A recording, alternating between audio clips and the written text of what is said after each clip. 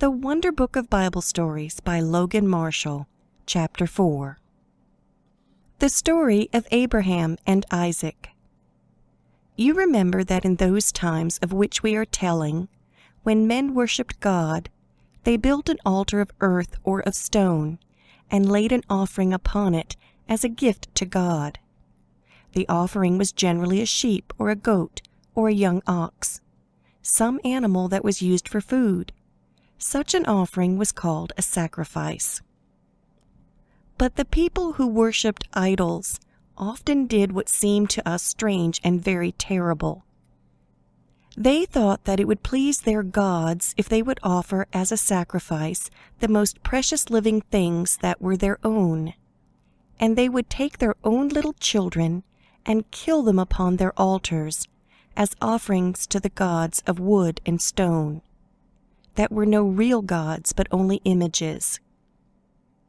God wished to show Abraham and all his descendants, those who should come after him, that he was not pleased with such offerings as those of living people killed on the altars. And God took a way to teach Abraham, so that he and his children after him would never forget it. Then at the same time, he wished to see how faithful and obedient Abraham would be to his commands, how fully Abraham would trust in God, or, as we would say, how great was Abraham's faith in God. So God gave to Abraham a command which he did not mean to have obeyed, though this he did not tell to Abraham. He said, "Take now your son, your only son Isaac, whom you love so greatly, and go to the land of Moriah, and there on a mountain that I will show you, offer him for a burnt offering to me."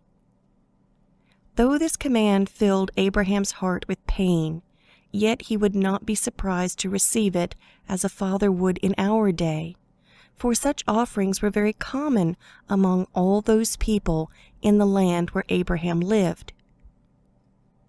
Abraham never for one moment doubted or disobeyed God's word. He knew that Isaac was the child whom God had promised, and that God had promised too that Isaac should have children, and those coming from Isaac should be a great nation. He did not see how God could keep his promise with regard to Isaac, if Isaac should be killed as an offering, unless indeed God should raise him up from the dead afterward. But Abraham undertook at once to obey God's command. He took 2 young men with him, and an ass laden with wood for the fire, and he went towards the mountain in the north, Isaac his son walking by his side. For 2 days they walked, sleeping under the trees at night in the open country.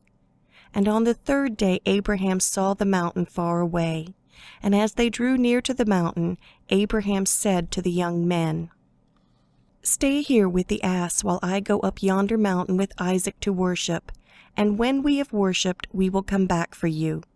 For Abraham believed that in some way God would bring back Isaac to life. He took the wood from the ass and placed it on Isaac, and the 2 walked up the mountain together. As they were walking, Isaac said, "Father, here is the wood, but where is the lamb for the offering?" And Abraham said, "My son, God will provide himself a lamb for a burnt offering." And they came to the place at the top of the mountain. There Abraham built an altar of stone and earth heaped up, and on it he placed the wood. Then he tied the hands and the feet of Isaac, and laid him on the altar, on the wood. And Abraham lifted up his hand, holding a knife to kill his son.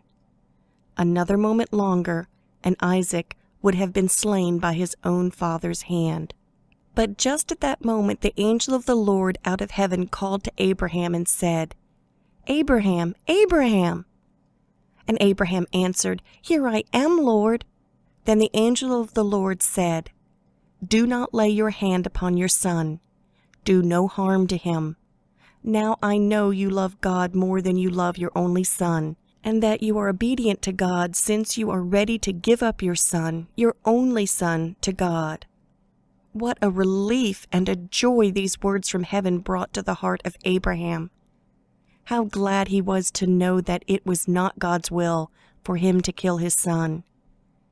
Then Abraham looked around, and there in the thicket was a ram caught by his horns. And Abraham took the ram and offered him up for a burnt offering in place of his son. So Abraham's words came true when he said that God would provide for himself a lamb. The place where this altar was built, Abraham named Jehovah-Jireh. The words in the language that Abraham spoke, meaning, "The Lord will provide." This offering, which seems so strange, did much good. It showed to Abraham and to Isaac also that Isaac belonged to God. For to God he had been offered, and in Isaac all those who should come from him, his descendants, had been given to God.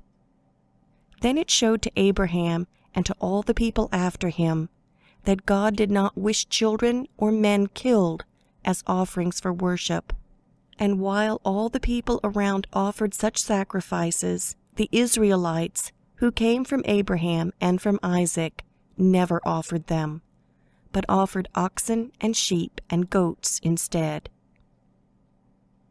These gifts, which cost so much toil, they felt must be pleasing to God, because they expressed their thankfulness to Him.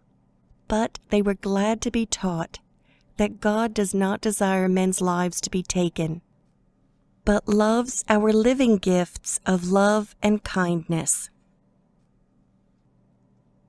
End of chapter 4. The story of Abraham and Isaac.